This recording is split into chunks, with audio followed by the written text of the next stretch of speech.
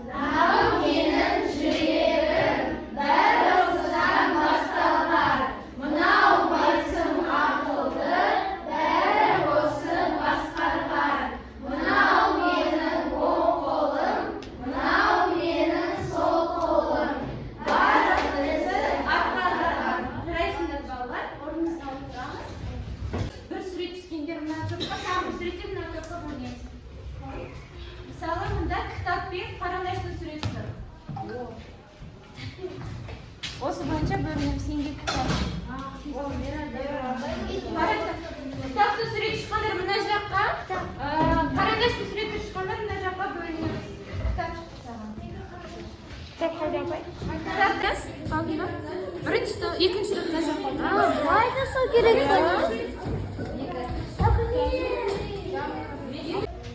Бірінші топтың аты жүйрік көліктер болады. Сендер жүйрік көлік боласыңдар. Екінші топ зымыран тобы боламыз. Жақсы ма? Жоқ. Жаңадан кеттік. Бірінші жүйрік көліктер сендерге сұрақ. Я жауап береміз. Тоғыз сөз бар. Дұрыс жауап беріңдер, жарайсың. Сендерге бір жұлдыз топтарыңа. Екінші топ аламыз.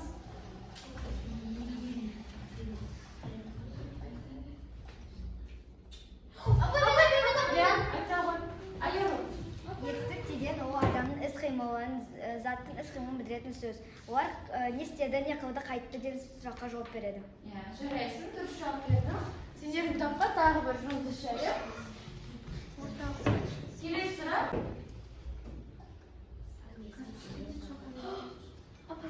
Аружан жауап берші. Қанша, неше... Қанша, неше деген сұрақтарға жауап береді.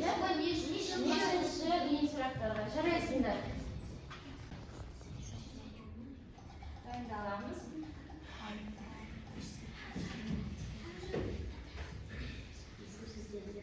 Апамен. Мына жауап береді. Зат есім, сын есім, сан есім және етістік.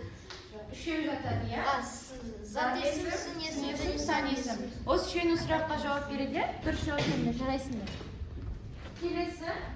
Екі сұрақ қалды балалар.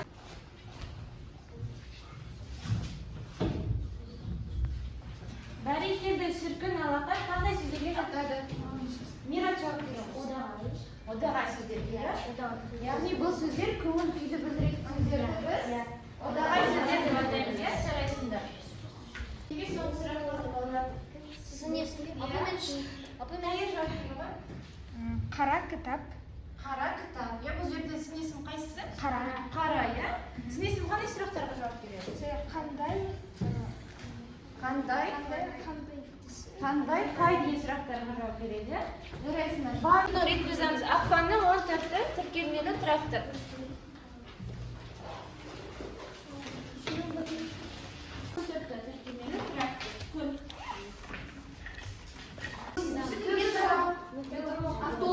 Автобус, троллейбус. Жарайсыңдар. Бүгінгі біздің өтетін тақырыбымыз соның ішінде тіркемелі трактор. Жерлерде пайдаланады, мал шаруашылығында, ауыл шаруашылығында болсын, осы тракторды пайдаланады екенбіз, иә?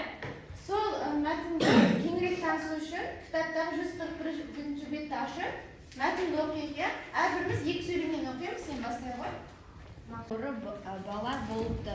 Өзінің ойлап таппайтыны заты армандамайтын нәрсесі жоқ. Әкесі бесаспап илхан еді. Алып К-700 трактормен ұшаққа еді. Күзгі егін орағы кезінде комбайнға отырды. Керек жағдайда жүк машинасын де жүргізді. Қалады. Келіп, тіркемені өзім жасап беремін деп қол епті. Әкесі ойыншықты тіркеме жасауға кірісті. Қарайтын анасы. Жас тезегін жасауға күші жетпей ме? Уақыты аз ба? Көбіне шетке асырып үйге салады. Балабақшадағы жұмысына асығады.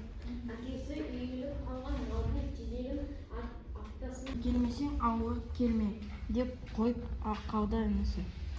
Содан бері мақсат әпкесін асыға күтіп жүр. Қаладан қатты айтын. Өзі жасап береді, иә. Содан Мақсұттың қуанышында шек болмайды. Жақсы, балалар, енді грамматика. Жалпы зат есім дегеніміз қандай сөз табы? Алмас?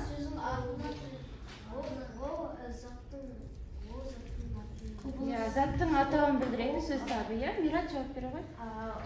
Зат есім дегеніміз ол заттың атын білдіретін сөз табы. Ол кім не, кімдер, нелер деген сұрақтарға жауап береді. Қосарыңдар, ма? Зат есімі заттың құбылысын білдіреді. Ол кім не деген сұрақтарға жауап береді. Заттың сол жайлы тоқталамыз. Жалпы зат есім тұлғасына қарай негізгі қосымшасы жұрнақсыз тұрған сөздерді осы негізгі зат есімге жатқызады екенбіз. Мысалы, күн, адам, дала, ешқандай қосымшасыз түрия, ешқандай жалғаусыз түрия, бұны негізгі зат есімге жатқызамыз. Туынды зат есім дегеніміз және дара зат есім. Күрделі зат есімнің қандай түрлері бар? Еске түсірейік. 4 түрі бар, иә?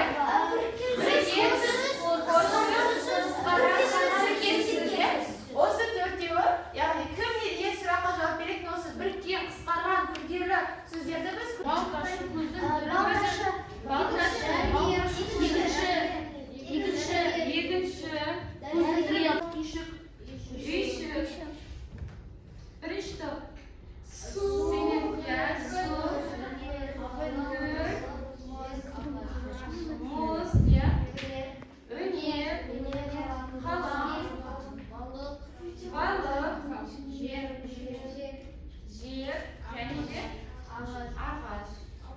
Тұршат бердіңдер ме? Енді тексеріп көрейік, иә?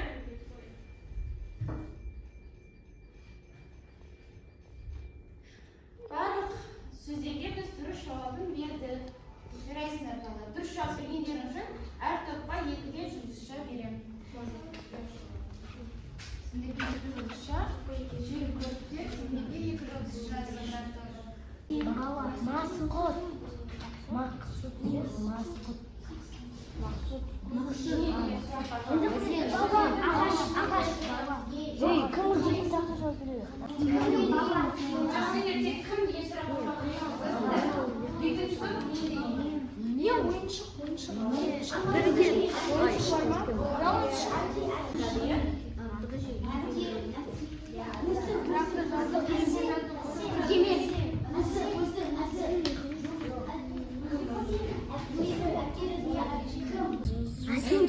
Әсем.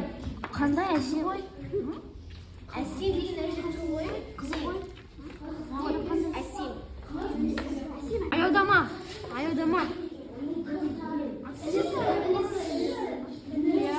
Балалар болды, аяқтаймыз.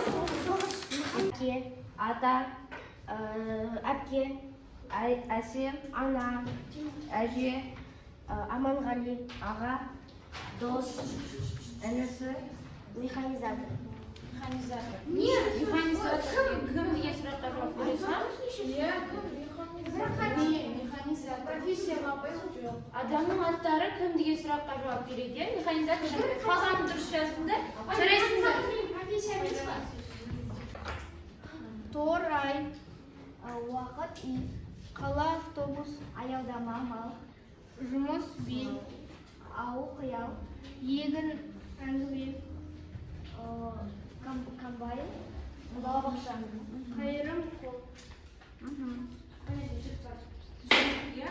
Жақсы, жарайсыңдар. Барлығын дұрыс жаздыңдар. Сенбайбек, топтарыңа. Барлығымыз отырамыз.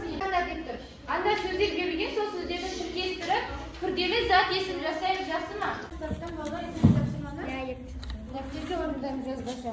Ол жерде сөздер берілген, сол сөздер тіркестендіріп, күрделі зат есім жасаймыз, жақсы ма?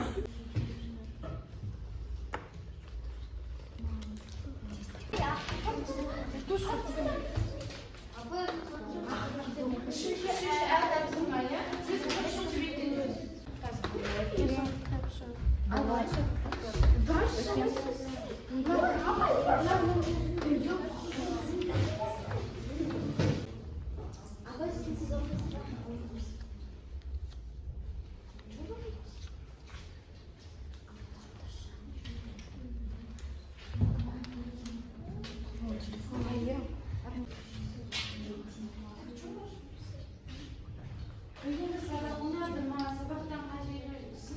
түсінбеген жерлер бар ма, қиындық туындады ма, топтық жұмыс ұнады ма, жеке тапсырмаларды осыны жазып, мына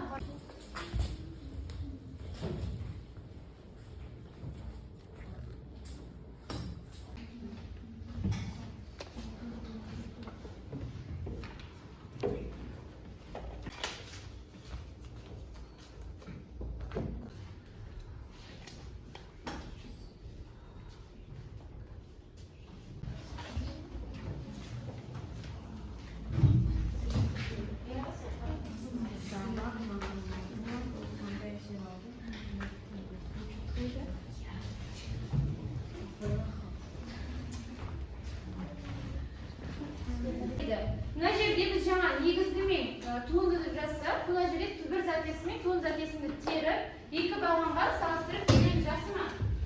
Аспаннан сөз алмай, сұрайтын ішінде сол сөздер бар, сол сөздерді тауып жазып келеміз. Жақсы ғой, үйде тапсырысын жазып алайық балалар.